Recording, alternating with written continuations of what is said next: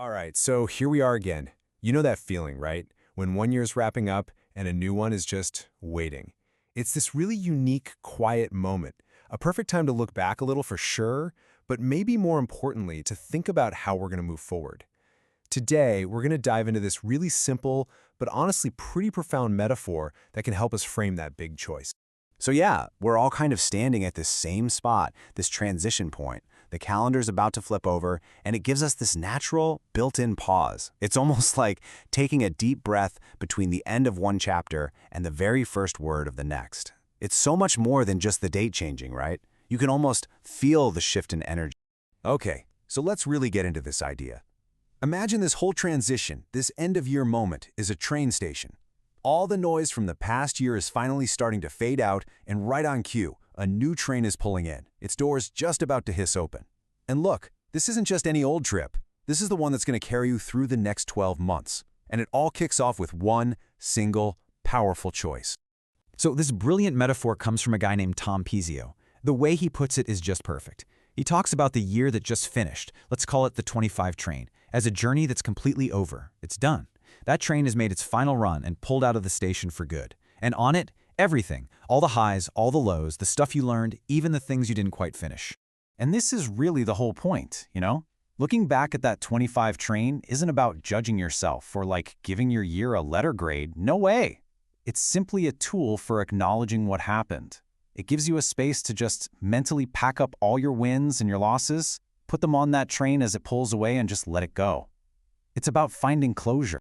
What makes this whole idea so powerful is its super simple three-part story. So first, you just acknowledge that it's over. No big drama, you just watch that train pull away. Then, step 2, you pause. You just stand there on the platform and embrace the quiet, the stillness. And finally, step 3, you get ready to make a choice. You start framing the future not as this thing that's just going to happen to you, but as something you're actually going to be a part of.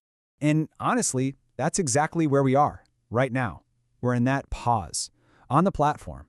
Before we all rush off to make a bunch of resolutions or set these huge, massive goals, let's just stand here for a second. This little in-between moment, it's absolutely crucial. It's the place where all that looking back finally turns into looking forward. And then, the 26 train rolls in, and with it comes the big one, the pivotal question from Tom Patizio. In this question, it changes everything. It shifts the whole focus from what's past to what's coming. It's so simple, so direct, and I'm telling you, once you hear it, you can't really forget it. Are you going to be a passenger or the operator? So let's actually break this down. What's the real difference here? Well, the passenger is basically just along for the ride. They look out the window at the scenery, they react to the journey as it happens, and they get off where the train is scheduled to stop.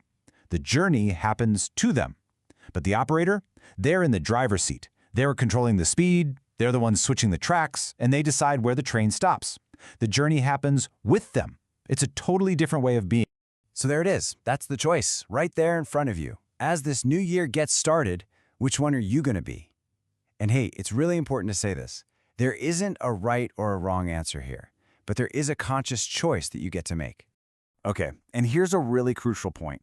Being the operator does not mean you have to get all aggressive and hustle culture about it, trying to control every single little thing.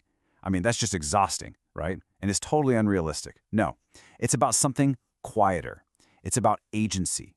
It's about the simple, conscious decision to show up and participate in your own life instead of just letting it happen around you. Think of it like this. It's the difference between just drifting wherever the current takes you and actually steering. You know, the reason this whole train thing works so well is because of what it doesn't do.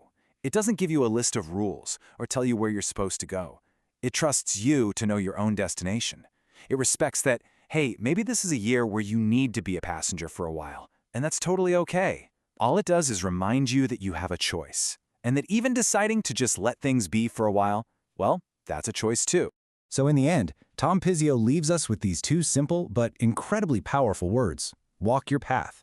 This isn't about grabbing someone else's map or hopping on a train that's not yours. It's all about understanding your role on your own journey. So as the doors to the 26 train slide open, the only real question left is the one you have to ask yourself. Passenger or operator?